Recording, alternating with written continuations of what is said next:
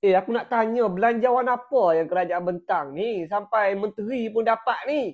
Untuk semua anggota jemaah menteri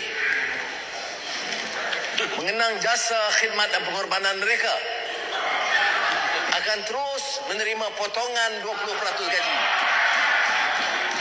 Saya ucap terima kasih atas persetujuan kesediaan mereka.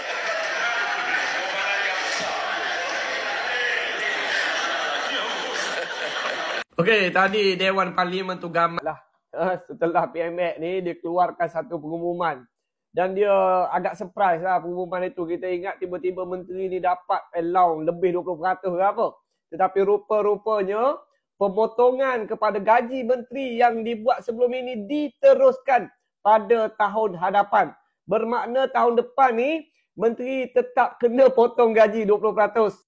Dan kalau korang tengok, semua menteri, semua ahli kabinet boleh bergelak ketawa. Sebab apa? Sebab Perdana Menteri itu sendiri ataupun ketua dia sendiri itu gaji pun tak ambil. Dan apa yang dibuat oleh pihak kerajaan ini tidak lain tidak bukan untuk memanai janji mereka berkhidmat kepada rakyat dan bukan tujuan utama mereka duduk di jawatan itu hanya untuk mendapatkan gaji yang lumayan semata-mata. Dan yang paling steady lah, aku rasa Bang Mat lah. Yang mana kita semua sudah maklum Bang Mat ini dikejarkan ke IJN sebelum ini di atas kondisi kesihatan yang kurang baik kerana beliau keletihan.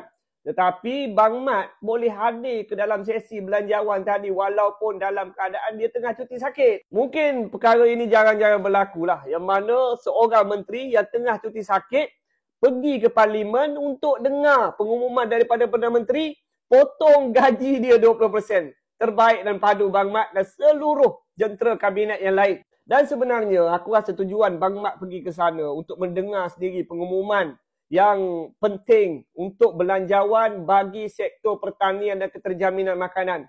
Sebelum ni aku dah share kan yang mana Bang Mat ni dia buat sesi libat urus bersama dengan pemain-pemain di dalam sektor pertanian. Dengar sendiri daripada mereka apa yang mereka nak untuk belanjawan 2026 nanti.